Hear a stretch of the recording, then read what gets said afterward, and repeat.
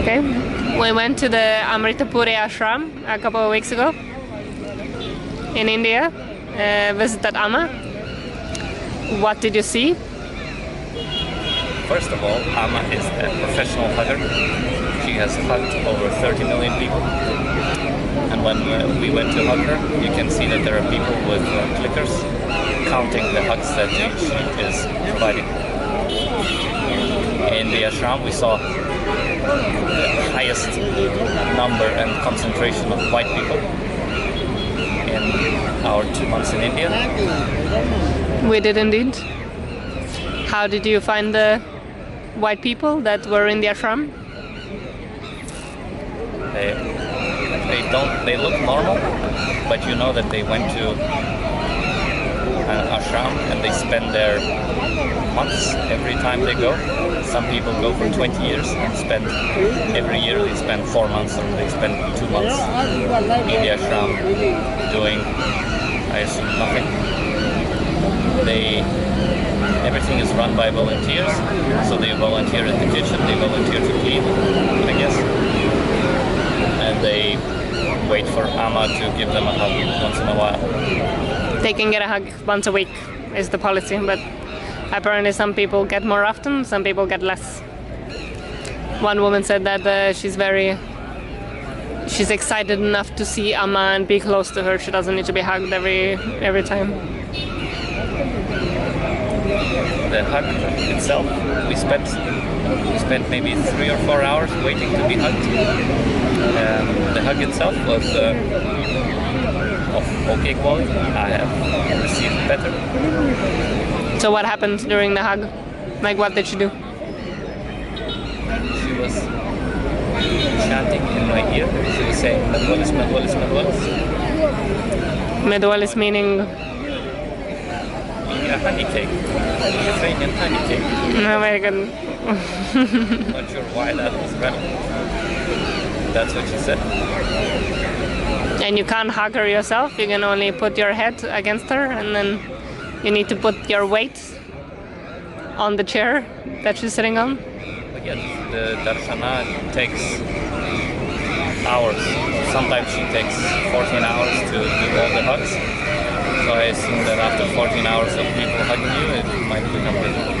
But we saw that for some people it was a very emotional experience. They were crying and hysterical. They were hysterical for some unknown reasons. Yeah, people were there with their freshly born babies and all kinds of different people, mostly Indians, to come for the hugs. And somehow foreigners get what's it called? I think it's because they pay more. Yeah. Yes, because for a foreigner, it's much easier to spend 1,000 euros to donate to the ashram than for an Indian. Yeah, but for the hugs, they prioritize Indians. No, but the foreigners, they have a separate darshana. They have a darshana at 5. No, I don't think so. There is 2 darshanas, one in the morning, one in the evening, and then usually they don't give hugs to foreigners in the morning, so that's only for the Indians, and then I think the evening one is like yes, but there's the morning. But we didn't see that. Foreigners have more time to be hugged. They get special preferential treatment, I would say. Why would you separate them if you think that everyone is the same? No, but everybody gets hugged in the evening. It's not only foreigners. They neglect foreigners in the morning session. Yeah, but foreigners have their own canteen, which is cleaner than the Indian canteen. You get Western food. You get Western food, which is decent. Yeah, and cheap. Like quite cheap. Yeah. Well, it's run by volunteers who don't get paid or pay themselves, I guess, for I don't know, maybe not for staying there. And you talked to a French woman during lunch. What did you find out? You talked to her, right? She was sick and then she went to the ashram. That's what I remember. She was a doctor in France. And she discovered Amma, and then she thinks Amma protects her, and then she got very sick. and somehow when she got sick, then she had the rights not to go to work, and then she was very happy because Amma made way for her to come to the ashram and spend 2 months there. So she somehow thought that Amma helped her in some ways and protected her. I assume she got better because of medicine, not because of... I think she had cancer. Yes, so you take chemotherapy. Yeah. Basically the whole ashram, the whole campus is like a university for grown-ups, and they have it's a university for people who believe in charlatans and all kinds of nonsense. They have stickers for astrology, they have stickers for palm reading, not stickers with the posters, and then you can go to Amma and then she will hug you and then all your problems will be fixed.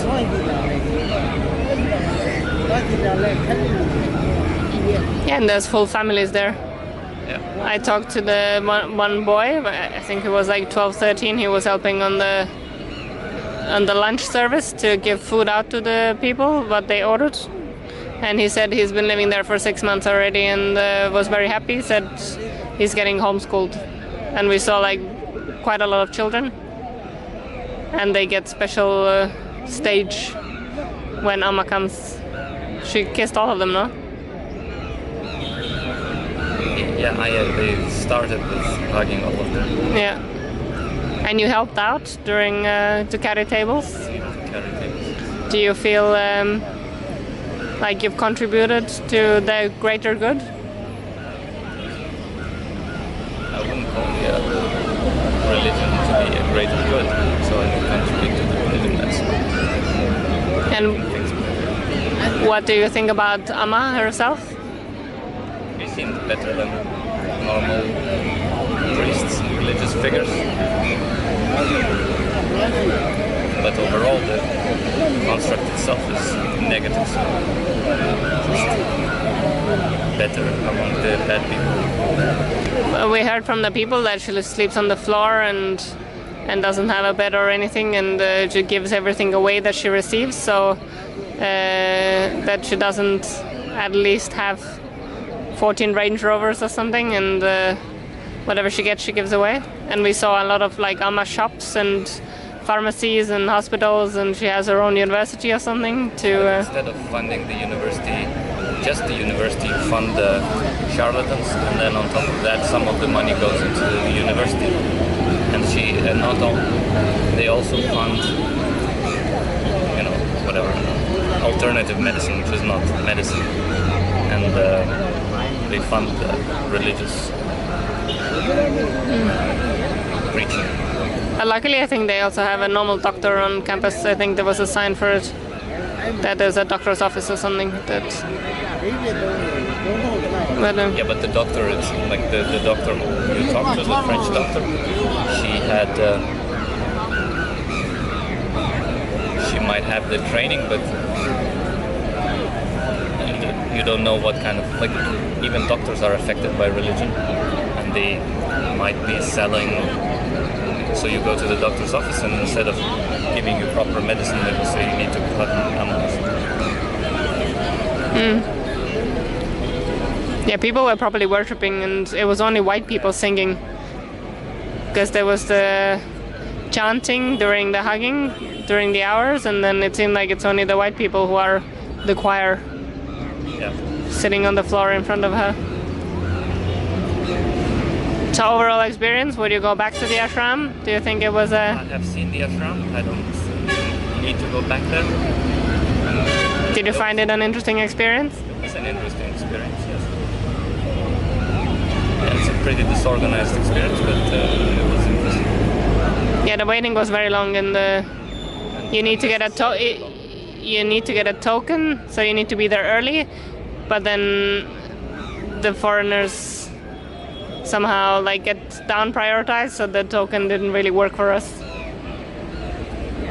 So we had to push ourselves in front, saying that we need to leave urgently.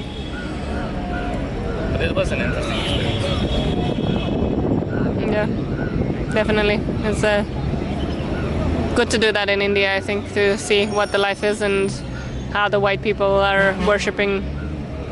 The French woman was very excited. She was completely converted and so happy and so in awe of Amma that she is actually the saint. If you go outside the ashram, what is interesting is that it's like just a closed compound with a fence around it, with a wall around it, and you would never know that there is an ashram, that something is different about this village. It's just a normal fishing village. Yeah, no pictures or videos or anything are allowed on the campus, and they even take the phones away for the darshana thing. They put a tag to your phone and then you can pick it up from the cloakroom. Strict. Yeah. Do you feel different after the hug? No. Okay. I think Amma must feel different after hugging me. Thank you very much for the interview.